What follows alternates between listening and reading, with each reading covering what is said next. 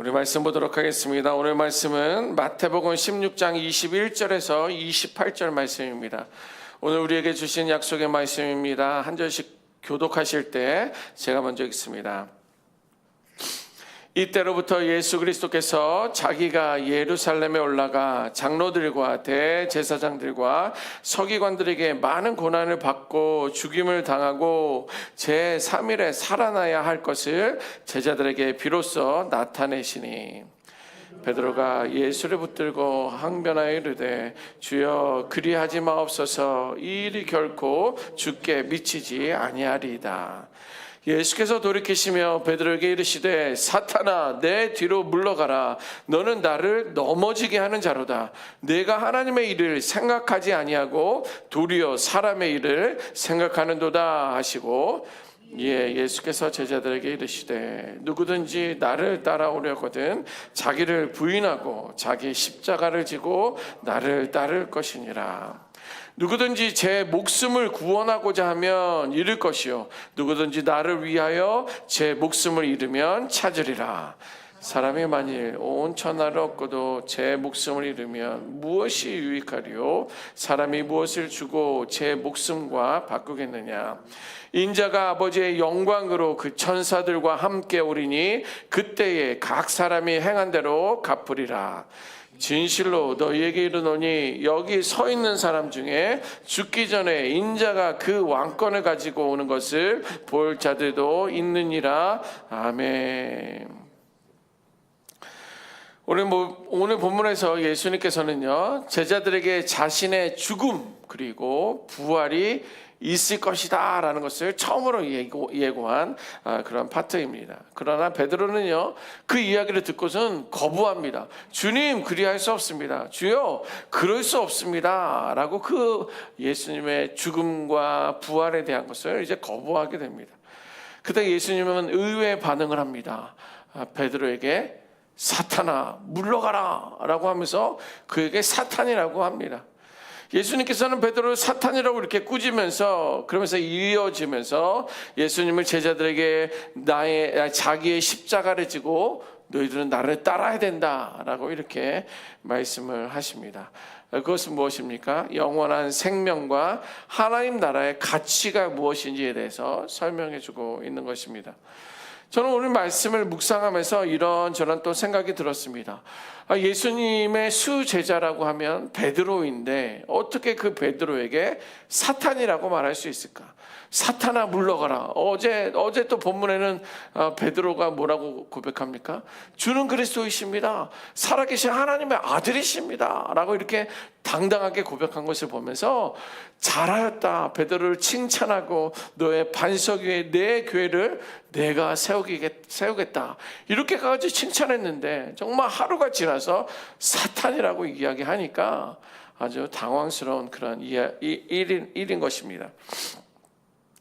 아무리 예수님이 당하는 그 고난과 죽음이 베드로의 입장에서 정말 그럴 수 없고 그것을 인정하고 싶지 않고 뭐 그런다 할지라도 어떻게 그 반대를 했다고 해서 사탄이란 말을 했을까라는 생각을 해보았습니다. 여러분 예수님께서 베드로를 사탄이라고 부르신 건 뭐냐면 그 이유는 베드로의 말과 행동이 사탄이 유혹하는 그 방향성과 같았기 때문에 그렇다는 거예요. 여러분들 경향이라는 것이 있습니다. 경향. 제가 아직 이제 2달 가까이 살았지만 아직 여기에 지리가 좀 밟지 못해서 우리 한국을 예로 들도록 하겠습니다. 부산에서 서울로 가는 방향은 여러 가지가 있습니다. 중부로 가기도 하고 이쪽 동해안 따라서 가기도 하고요. 서해안도로를 따라서 가는 방향들이 있어요. 우리가 어디를 가든지 지그재그를 가든지 우리의 방향이 북쪽을 향하고 있으면 부산을 출발해서 가게 되면 결국에는 어디를 도착합니까? 서울에 가게끔 되어 있는 거예요. 그것이 경향입니다. 그런데 사탄의 경향은 뭐냐면 또 베드로의 경향은 뭐냐면 하나님의 뜻에 어긋나는 거예요. 비스무리하게 주님이 죽어야 되십니까? 정말 우리를 대신해서 십자가를 지셔야 됩니까? 너무도 속상하지만 그 길이 고통스럽지만 내가 정말 주님을 응원하겠습니다. 주님을 위해서 기도하겠습니다. 그러면 되는데 주님 그러면 안 되죠. 그러면 안 되죠라고 말하니까 경향 자체가 부산에서 서울로 향하는 그게 아니라 온전히 딴 길로 대마도를 통해서 일본으로 가려는 그런 방향이니까 사탄이라고 예수님께서는 그렇게 말씀하셨던 것입니다. 왜 베드로가 그렇게까지 생각했냐면 베드로의 마음, 정말 어제까지만 해도 주는 그리스도이십니다, 살아계신 하나님의 아들이십니다, 분명한 신앙 고백은 분명히 있었고요, 또 성령을 통해서 그가 그렇게 고백할 수 있었었는데, 그러나 여전히 그의 마음속에는 뭐냐면 정치적인 해방자라고 생각한 거예요. 그 우병이의 기적을 일으키고 죽은 자도 살리고 병든 자들을 고치는 거 보니까, 아하, 정말 예수님은 우리 이 이스라엘을 로마의 지배로부터 구원할 해방자, 정치가다라고 이렇게 기대하고 생각했던 거예요. 그래 강력한 왕으로서 이스라엘을 회복시킬 것이다, 그래야만 한다라는 그런 마음이 베드로에게는 있었던 거예요. 그래서 베드로는요, 예수님의 그 십자가 사역, 고통을 당하고 죽어야 되는 거, 부활하셔야 되는 것을 이해하지 못했습니다. 베드로는요, 순전히 인간적인 생각으로 예수님을 말리려고 했었던 것입니다. 그것이 사탄의 유혹과 동일했었던 거예요. 사탄은 예수님이 40일 금식 이후에 광야로 인도하여서 그에게 뭐라고 했습니까?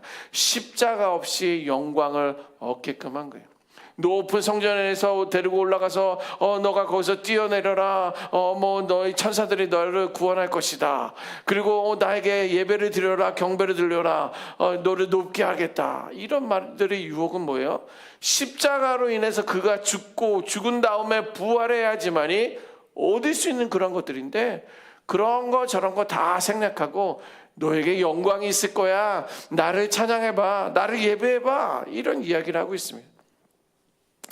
그런데 그러한 유혹이, 그러한 말들이 베드로와 유사했었던 거예요. 그래서 예수님께서는요, 베드로에게 사탄이라고 말했는데, 베드로는 하나님의 일과 사람의 일을 혼돈했던 거예요.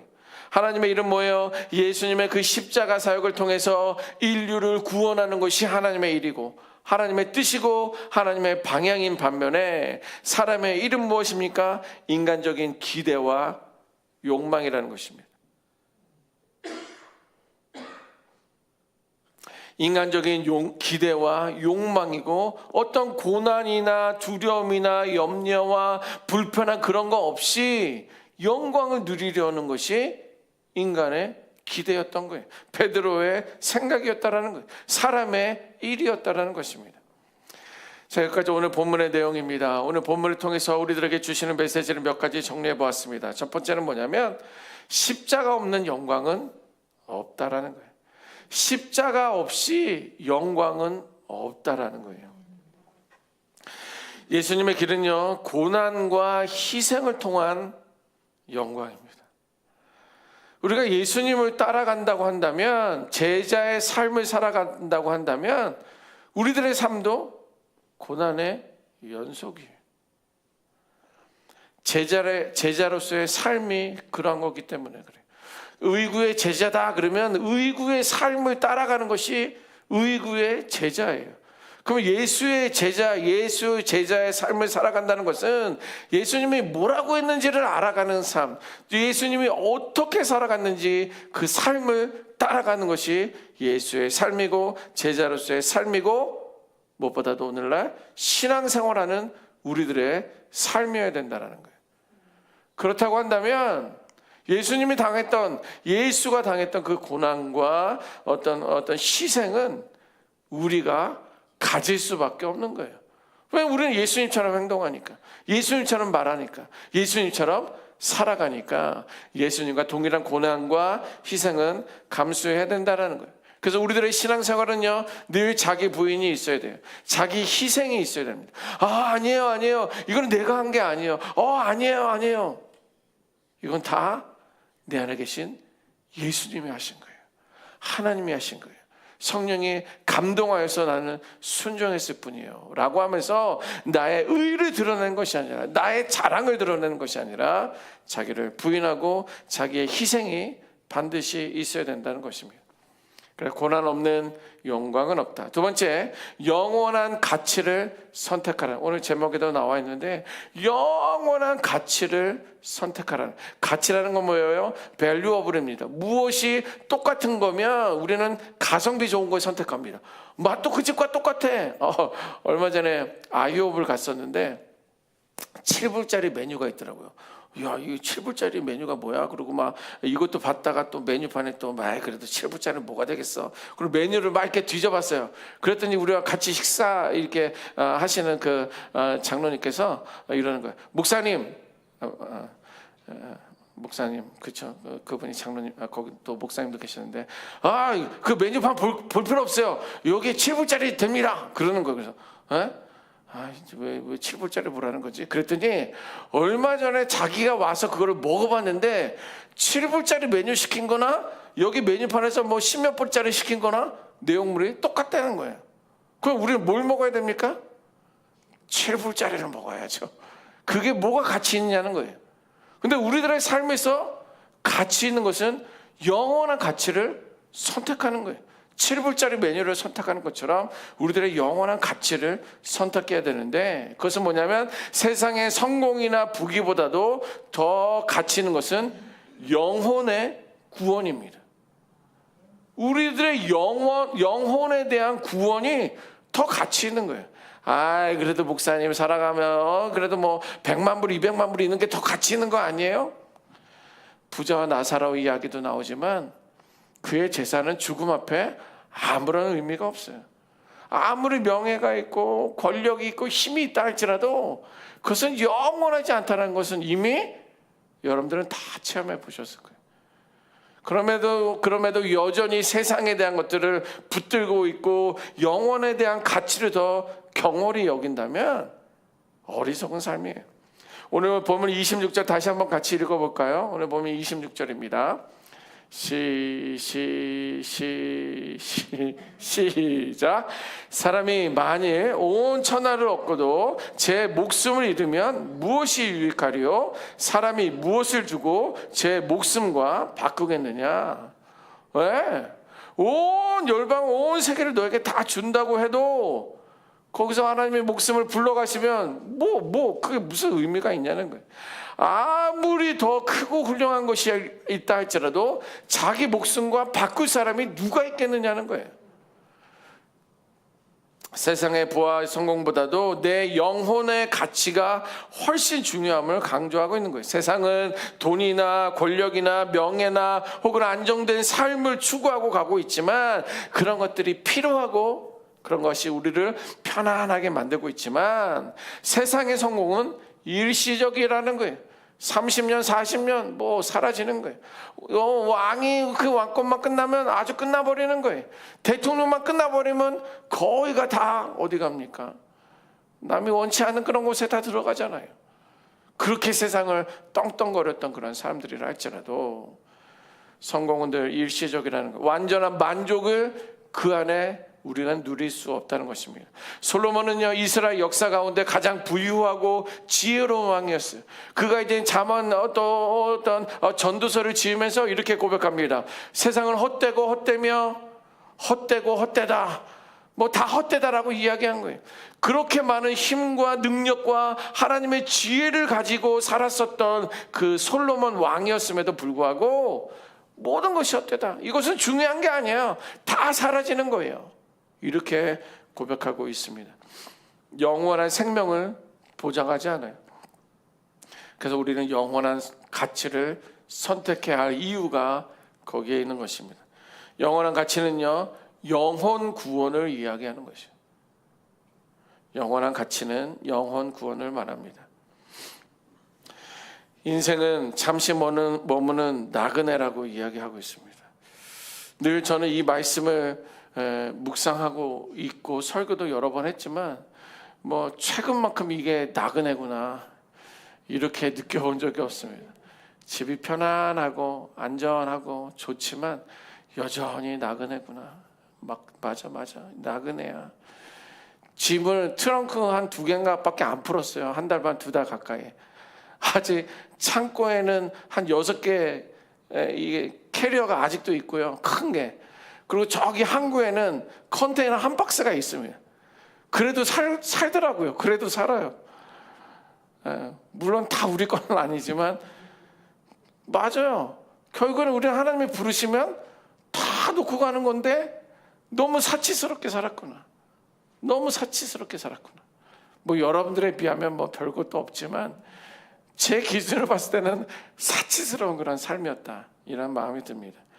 히브리서 11장 13절 말씀에 이렇게 기록하고 있습니다. 이 사람들은 다 믿음을 따라 죽었으며 약속을 받지 못하였으되 그것들을 멀리서 보고 환영하며 또 땅에서는 외국인과 나그네임을 증언하였다. 그들은 믿음을 따라서 살았고 믿음 안에서 살아갔음에도 불구하고 약속을 받지 못했지만, 그래서 그들은 죽었지만 죽으면서 하는 그 이야기는 외국인과 나그네의 삶이었다. 그거 뭐 그렇게 중요한 게 아니었다, 이렇게 고백하고 있는 거예요. 그러므로 영원한 가치를 선택하는 삶이란 뭐냐면 세상의 성공과 쾌락이 아닌 영혼 구원에 중점을 두어야 하는 것을 말합니다. 자기 중심적인 삶이 아니라 하나님 중심적인 삶을 살아가는 거예요. 일시적인 만족 때문에 마음 애타고 혹은 막 그냥 갑자기 즐거워하고 행복하는 것이 아니라 영원한 생명을 바라봐야 된다는 거예요. 그리고 하나님 나라를 위한 희생과 헌신이 필요한 것입니다. 하나님 나라와 영혼의 구원은요, 우리의 삶에 있어서 가장 중요한 거예요. 세 번째, 주님의 뜻을 따르십시오라는 거예요. 주님의 뜻을 따르라는 것입니다. 여러분, 주님의 뜻을 따른다는 것은 뭐냐면 인간적인 생각, 내 생각과 기준이 아니라 하나님의 뜻을 따라가는 참된 의미를 말하고 있는 것입니다. 하나님의 뜻은요, 인간의 생각과 완전히 다를 수 있어요. 완전히 다르기도 합니다. 우리는 종종 자기의 생각과 감정 가운데 세상의 기준이 옳다라고 판단하면서 살아갑니다. 그렇죠? 뭘 결정하더라도 내가 경험한 것을 따라서 이것을 결정하게 되는데, 우리는 생각에 따라서 결정하는데, 경험에 따라서 결정하는데, 혹은 감정에 따라서 우리가 표현하고 살아가는데, 하나님께서는요, 우리의 생각을 초월하시고 더 크고 더 선하신 뜻이 하나님의 뜻 안에 포함되어 있다는 거예요. 이사야서 55장 8절 9절 말씀은 이렇게 기록하고 있습니다. 이는 내 생각이 너희의 생각과 다르며 내 길은 너희의 길과 다름이니라. 여호와의 말씀이니라. 이는 하늘이 땅보다 높음 같이 내 길은 너희의 길보다 높고 내 생각은 너희의 생각보다 높으니라. 하나님께서 이렇게 말씀하고 있어요.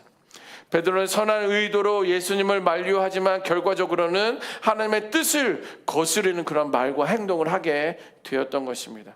그래서 우리의 인간적인 판단은요, 하나님의 뜻과 충돌될 수 있음을 기억해야 돼요. 또 예수님께서는 겟세마네 동산에서도 기도하실 때 주여 내 뜻대로 하지 마시고 아버지의 원대로 하기를 원합니다, 이렇게 기록하잖아요. 예수님조차도 주여 내가 이 십자가, 이 길을 가는 것이, 이 죽음이 나에게는 고통일 수 있고 어려움일 수 있는 것이 내 생각이지만, 그러나 내 원대로, 내 뜻대로, 내 감정대로, 내 생각대로 하지 마시고 하나님의 뜻대로 하시오. 예수님도 그러셨어요. 그래서 우리는 자신의 감정이 아니라 하나님의 뜻을 선택할 수 있는 그런 용기가 있어야 될 줄 믿습니다. 예수님을 따른다는 것은, 예수의 제자가 된다는 것은 우리가 고난을 감수해야 되는 것이고 자신의 십자가를 지고 예수를 따라가야 되는 거예요. 이것은 내 감정이 아니라 내 생각이 아니라 하나님의 뜻을 선택하는 것입니다. 그것이 바로 영원한 가치를 선택해야 할 이유가 거기에 있는 거예요. 오늘도 내 생각, 내 마음, 내 뜻을 내려놓으시고 하나님의 뜻을 따라 살기를 결단하시는 우리 모두가 되시기를 주님의 이름으로 축원합니다. 아멘. 기도하겠습니다.